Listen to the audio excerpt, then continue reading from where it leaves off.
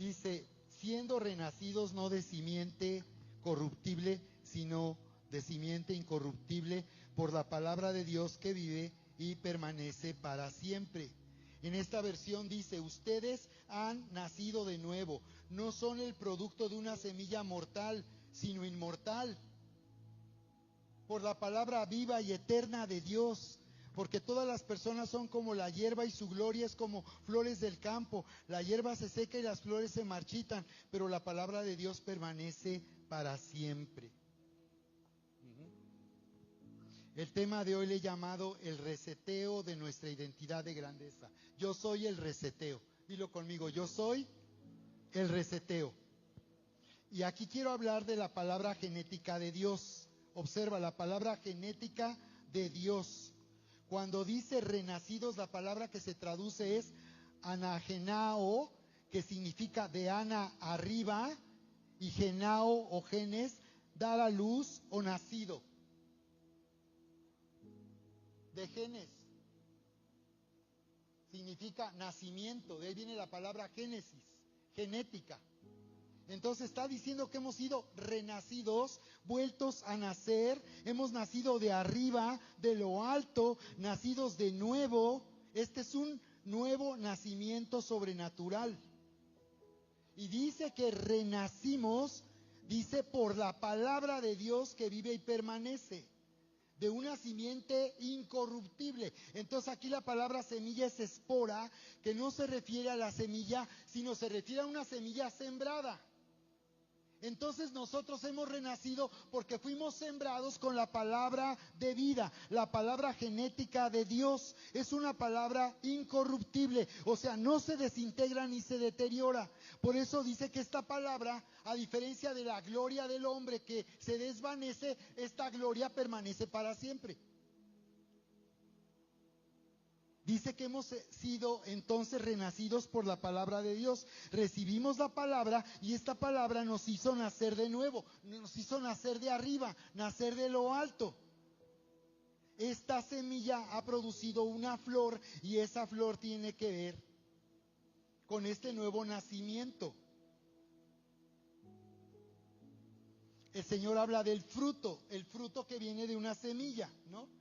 En Juan 15 Jesús dice, yo soy la vid verdadera, mi Padre es el labrador.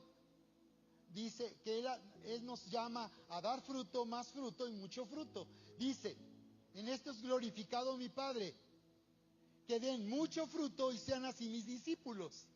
¿Te das cuenta? Jesús dijo cuando hablaba de la buena tierra, que la buena tierra son aquellos que entienden y hacen. No solo reciben información, no están en cursos y estudios bíblicos. Esos no son buena tierra. Buena tierra son los que son sembrados, los que oyen pero hacen. No son oidores, son hacedores. ¿Por qué sucede eso? Nadie te tiene que obligar a eso. Ese es el resultado de haber sido sembrado. Alguien que ha sido sembrado por la palabra de vida, va a suceder esto y vas a dar fruto. Lo que puede pasar es que se genere un conflicto y tú sientas una inclinación a hacer algo que no quieres hacer. Quizás tú sientes la inclinación, oye, yo quisiera compartirle a alguien, pero me da flojera, no sé cómo hacerlo, y no te preocupas cómo tú puedes hablarle a alguien. Y ese es el conflicto, que Él produce el querer como el hacer. Entonces produce en mí el deseo de hacer algo y de ser obediente a lo que Él me mandó a hacer. Como dice Efesios 1 y 2, somos el noema de Dios, su poema, hechura suya, noema, poema. ¿Recuerdan? Efesios 1 y 2, dice que somos, Efesios 2, 10, somos hechura suya, dice, ¿qué? ¿Por qué hechura suya? Creados, ahí está. Fuimos creados para andar en buenas obras, las cuales Él preparó que andemos en ellas. Entonces, no debería de tener yo un conflicto entre tener un negocio y servir a Dios y dar a conocer a Jesús. Eso va a ser el resultado. Yo entiendo que podemos estar afanados y estresados en el negocio, en el trabajo, y no podemos pensar de una manera espiritual porque pensamos que eso es trabajo y la iglesia es Dios. Pero en realidad, cuando tú has sido sembrado, Dios quita esa separación. A eso se le llama secular. Separación del cielo y de la tierra. Nosotros no somos seculares, pero secular no es estar sentado en una iglesia o fuera de una iglesia. Eso no es lo secular. Lo secular significa que el cielo y la tierra están separados, que el cielo no está manifestándose en la tierra, que el cielo no está gobernando en la tierra. Pero hemos sido sembrados por la palabra de vida, y cada semilla contiene la naturaleza de quien la da. La pregunta es, ¿por qué la palabra de Dios logo o la palabra de Dios rema tiene vida? Porque pensamos que es un rollo o es palabrería, ¿no? Y por mucho tiempo estuvimos metidos en cursos bíblicos donde oíamos enseñanzas y pensamos que solo se trata de sentarse a oír enseñanzas, información que nos tenga entretenidos o que nos tenga un conocimiento. Pero lo que está pasando aquí es que en realidad ha habido una separación artificial del cielo y la tierra. Porque la semilla, dice Dios que cuando Él habla palabra logos o palabra rema, de cualquier manera que sea, la palabra logos se refiere a hablar para llegar a una conclusión. O sea que cuando Dios habla, te lleva a una conclusión. Él no está dando una opinión, Él no está conversando, Él está dando una sentencia de lo que está bien y de lo que es verdadero. Eso es logos. Y el rema es cuando Dios está hablando en este momento a una situación específica.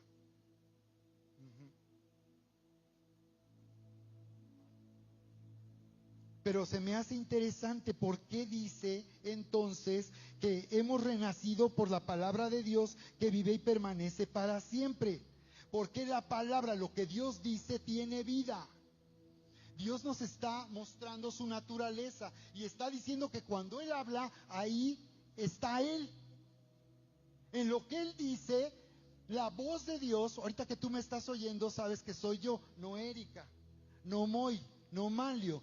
Oyes mi voz y puedes identificar mi voz, que yo te estoy hablando ahora y me estás escuchando a mí, ¿verdad? Pero no solo estoy hablando algo, articulando palabras en un lenguaje, sino Dios dice que cuando Él habla en su palabra está Él. Lo que Él dice, Él está ahí en lo que Él dice.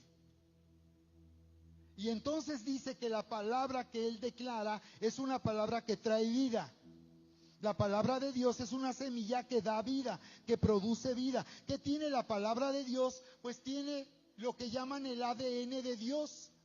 Pero ¿qué es el ADN de Dios? Es la naturaleza de Dios mismo. Entonces es interesante porque recuerdan cuando Dios hizo al hombre, lo tomó del polvo de la tierra, lo formó, pero dice que sopló sobre él aliento de vida. Y cuando Él dijo, sea la luz, fue la luz. ¿Qué quiere decir? Que Dios, cuando Él habla y da la palabra, Él está ahí manifestándose. Él se manifiesta en lo que Él está hablando.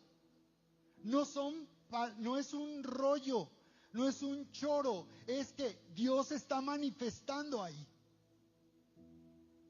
¿Sí vamos bien? Cada semilla contiene la naturaleza de quien la produce. Claro. ¿Cómo podemos saber cuál es el origen de una semilla? Si yo pongo una semilla bajo tierra y la siembro, y sale la planta y comienza a dar fruto, y el fruto son limones, ¿de qué era la semilla? Exacto. ¿Y la semilla de dónde salió? ¿Qué hizo Dios primero? ¿La planta o la semilla? El huevo o la gallina, exacto, Ana Mari. ¿Qué hizo Dios primero? Sencillo. Dios hizo primero la gallina, Dios hizo primero las plantas y ahí puso la semilla. Entonces, la semilla contiene la naturaleza de quien la da. Entonces, Sí, la palabra está transmitiendo un pensamiento, pero ese pensamiento que transmite en realidad está trayendo una realidad. Es una realidad de lo que Dios está hablando, una realidad basada en su poder. Ustedes, se hizo un descubrimiento de una semilla de 2000 años de antigüedad, de una palmera datilera en Judea. En la región de Judea, en el palacio de Herodes, se encontró una semilla que tenía una antigüedad de 2000 años. En 1963, este fue un hallazgo de excavaciones arqueológicas. Esa semilla fue puesta a germinar en enero del 2005 y esa semilla finalmente se convirtió en planta y dio fruto. Van a ver la foto ahí del arbolito, del dátil. 2000 años de antigüedad. ¿Qué significa eso? Dios diseñó la semilla para enseñarnos la realidad espiritual. Dios diseñó de esa forma en la creación, la naturaleza, para que entendamos cómo la vida puede estar operando. En esas semillas estaban dormidas, pero fueron despertadas. Todo lo que Dios dice, en realidad no está dormido. Él estará despertándonos a nosotros, a una nueva realidad cada vez que nosotros oímos su palabra. ¿De acuerdo? Juan 6:63, cuando aquella multitud sigue a Jesús por pan y les dice: ustedes me siguen porque tienen hambre, ¿verdad? Porque yo les di pan gratis. En Juan 6:63 les dice: el Espíritu es el que da vida, la carne para nada aprovecha, el Espíritu es el que da vida. Las palabras que yo les he hablado, les dijo, son espíritu y son vida. Las palabras que yo les he hablado son espíritu y son vida. Y aquí usa la palabra remata. En el verso 68, Simón Pedro le dice: Señor, ¿a quién iremos? Cuando les dice: ustedes también se van a ir. Juan 6:66, la gente se va, la multitud se va. Y Pedro se voltea a sus discípulos y les dice: ¿ustedes también se quieren ir? Y Pedro contesta: ¿a quién iremos? Tú tienes palabras de vida eterna.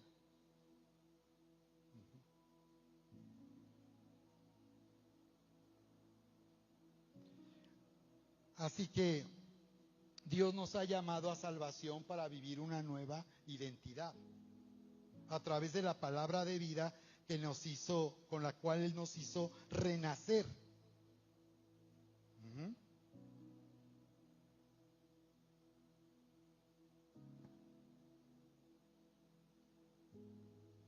Por medio de lo que está escrito en la Biblia, nos ha dado a conocer todo lo que hizo a través de Cristo Jesús para rescatarnos del camino destructivo en que íbamos. Nos reveló a Jesús como el gran yo soy, al Dios eterno que se da a sí mismo. A eso voy. Cuando Dios da su palabra, Él se está dando a sí mismo. Su presencia, pero también su palabra. Él puede hablarnos porque Él está presente. Él no habla a todos. Él no habla todo el tiempo. Él está hablando cuando nosotros estamos conectados y lo hacemos Él presente en nuestra vida. Por eso es que adorar fue algo que a Abraham le llevó finalmente a manifestar la gloria de Dios, porque él es un hombre que aprendió a adorar a Dios.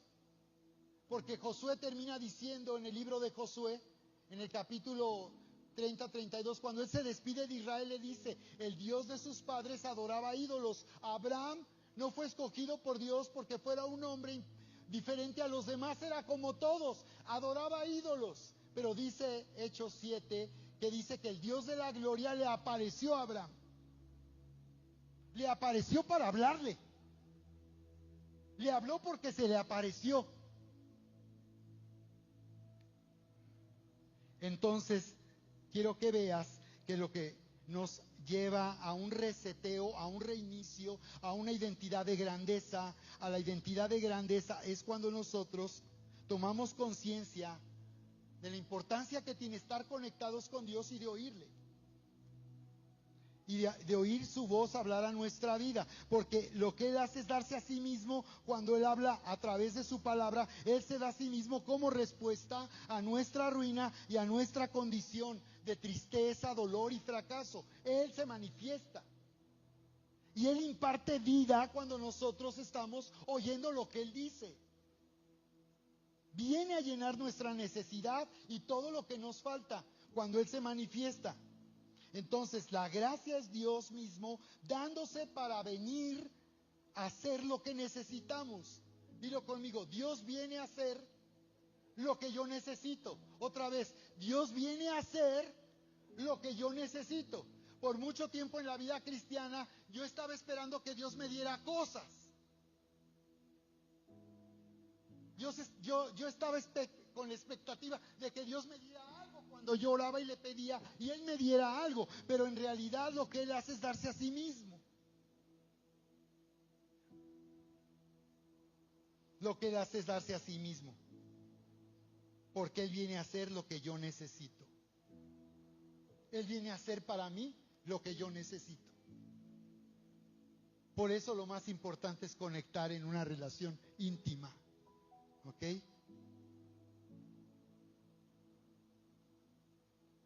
Él viene a hacer lo que necesitamos y tomamos. El problema ahora es si yo tomo a Dios para que Él sea lo que yo necesito. O si yo quiero que me dé algo.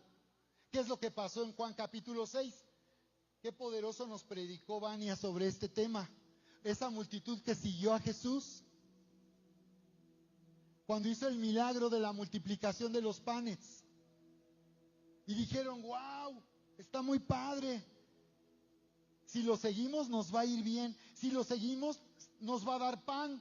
Y entonces muchos hemos sido enseñados que seguir a Jesús es para que me dé algo. Pero resulta que Él se da a sí mismo. Y Él se da cuando Él nos da su palabra, que nos ha hecho renacer para una esperanza viva, dice.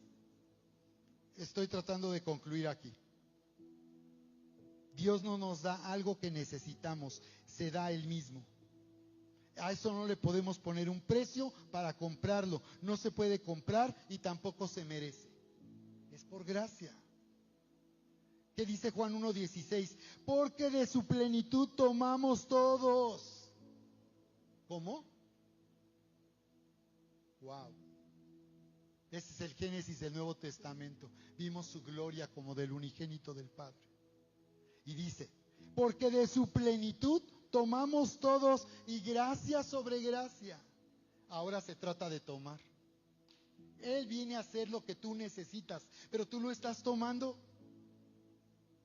Luego Efesios 1:23 dice, la cual hablando de su iglesia es su cuerpo, la plenitud de aquel que todo lo llena en todo. ¿Ven? Poner a Dios primero es poner a la iglesia primero. Estar aquí es poner a Dios primero. Cambiar planes por estar aquí es poner a Dios primero. Porque aquí dice, la cual es su cuerpo, la plenitud de aquel que todo lo llena en todo. En su iglesia Él ha puesto la plenitud, su plenitud. Esto es asombroso. En su iglesia está su plenitud. La plenitud de aquel que todo lo llena en todo. Ahí donde algo falta, Él lo llena. Si algo falta, Él lo llena. ¿Me puedes traer aquí las peticiones, Lucy? De todos. Pues estamos concluyendo. Y dice Efesios, estoy concluyendo, Efesios capítulo 3, verso 16. Dice, orando como un Padre espiritual, que les dé conforme a las riquezas de su gloria, dice. Gracias, Lucy. Que les dé, dice, conforme a las riquezas de su gloria, dice. Ser fortalecidos conforme a las riquezas de su gloria, de Él mismo. No que nos dé algo, sino dice, conforme a las riquezas de su gloria, ser fortalecidos con poder en el hombre interior necesitamos ser fortalecidos en nuestro hombre interior, para que habite Cristo por la fe en nuestros corazones, para que estemos arraigados y cimentados en amor. Otra vez, fíjate, lo que tú y yo necesitamos es vivir arraigados y cimentados en amor. Lo que nos hará progresar en la vida espiritual y cumplir nuestro llamado y manifestar su grandeza es estar arraigados y cimentados en su amor.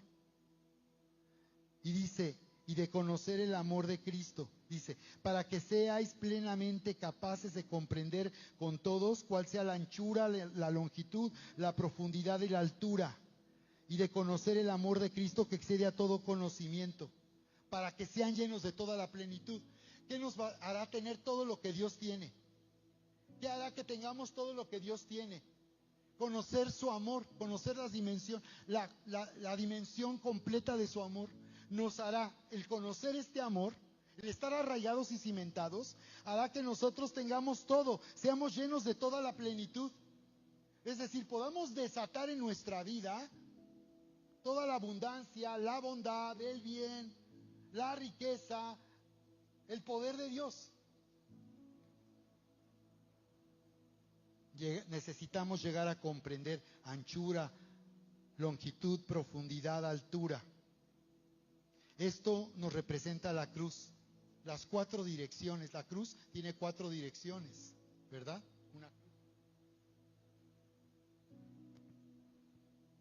Entonces, fíjate, ancho para incluir a todas las personas. Ancho, el amor de Dios, conocer la anchura que incluye a toda persona, a cualquier persona. El amor, la largura del amor para entender que este amor dura por toda la eternidad. Es tan largo que va hasta la eternidad y por toda la eternidad. Hasta allá llega. La profundidad que nos hace alcanzar a los que no le conocen. La profundidad para alcanzar a los que están tan bajo, tan bajo, tan bajo, que pueden ser alcanzados. No importa qué tan bajo estén en la vida. Y tan alto para llevarnos a la grandeza de Dios, a la eternidad con Dios.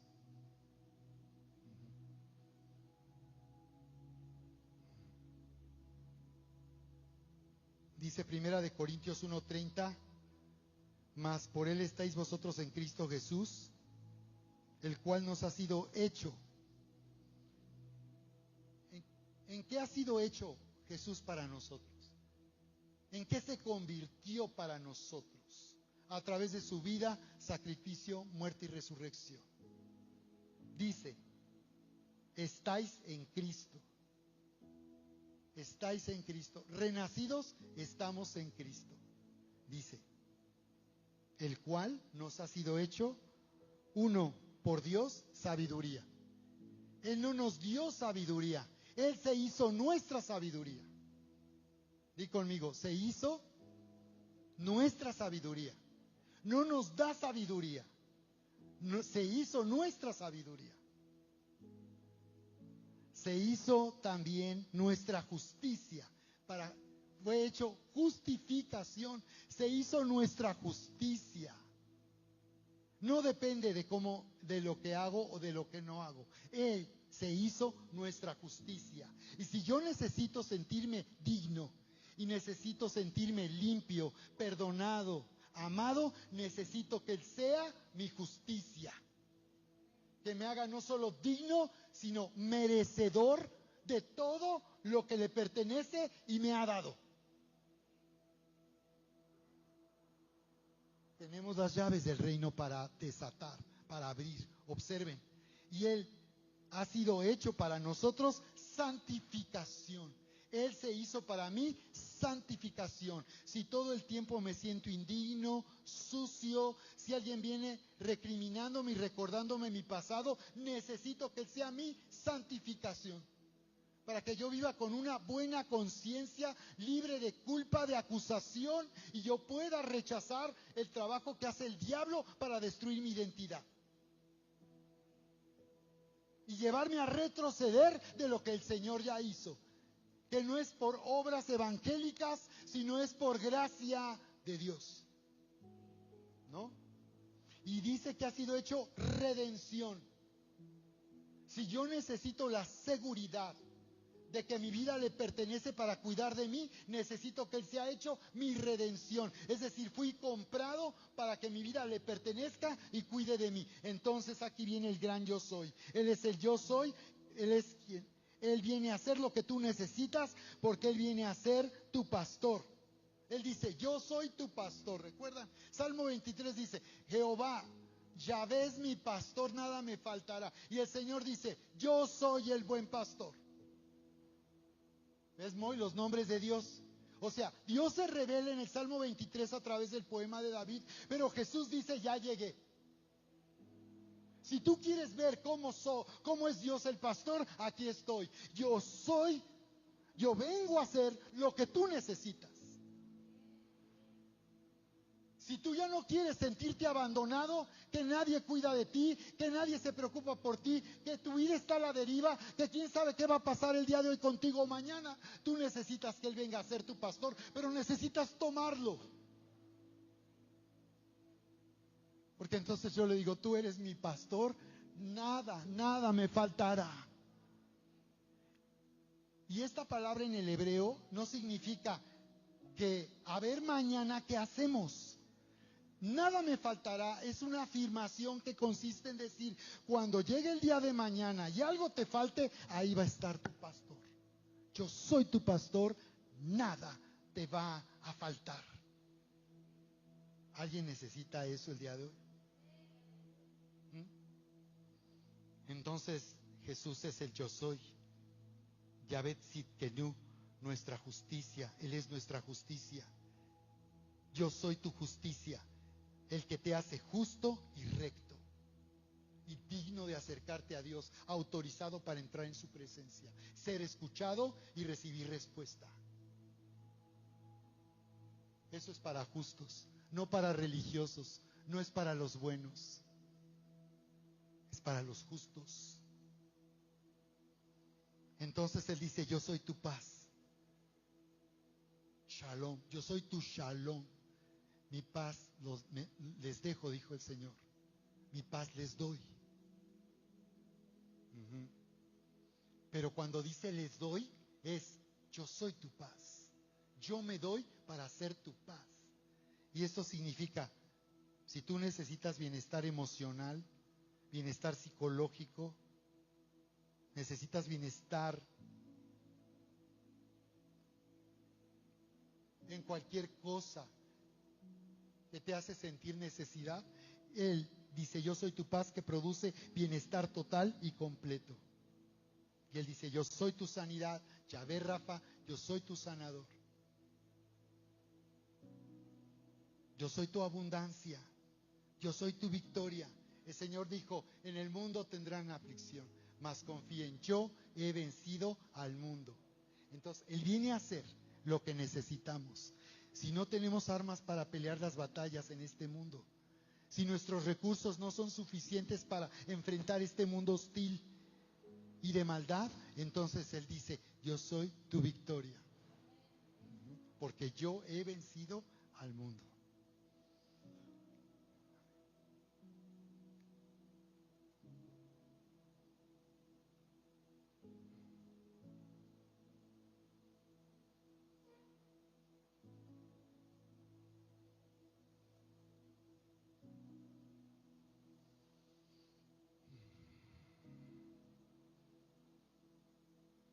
Dice en Éxodo 3:2 que en esa zarza ardiente le apareció a Moisés el ángel del Señor en una llama de fuego. Y que él miró y vio que la zarza ardía en el fuego y la zarza no se consumía. Esta zarza es una imagen de la cruz. El amor de Dios produciendo nueva identidad. El amor de Dios produciendo nueva identidad. Él dándose a nosotros mismos para resetearnos, para un reinicio. Y de eso voy a seguir hablando contigo. cómo ocurre ese reinicio y ese reseteo. Porque en esta temporada yo siento que Dios quiere que entremos en un reinicio, en un reseteo. Esa zarza ardiente representa la cruz. La palabra hebrea que se usa para zarza se traduce como clavar o pinchar. Entonces, Jesús, coronado de espinas, soportó el fuego del juicio de Dios. Esa zarza ardiente representa cómo en Cristo el Señor hace que todo lo viejo termine y todas las cosas sean hechas nuevas. Este es un reseteo. Por eso llevó a Moisés a un encuentro con él por medio de una zarza que ardía. Moisés, 40 años, después a los 80 años, habían pasado 40 años que abandonó Egipto, y a los 40 años él era el príncipe de Egipto. Habían pasado 80 años y él estaba ahí, con su vida totalmente sin dirección, sin sentido, sin identidad. Había olvidado quién era en Egipto y ya no sabía quién era en Madián. Pero cuando se le apareció el ángel del Señor, Dios mismo, en esa zarza, Él le mostró que esa zarza representaba la manera en que Dios trata con lo viejo para hacer traer lo nuevo. Como Dios hace que sea consumido lo viejo, como en el bautismo en agua nosotros somos sumergidos para hacer morir lo viejo y dar comienzo a lo nuevo, entrar en esa nueva vida y seguir a Jesús. Eso significa, Dios nos ha llamado a salvación para vivir una nueva identidad. Yo soy. Él te está llamando este tiempo a un reseteo.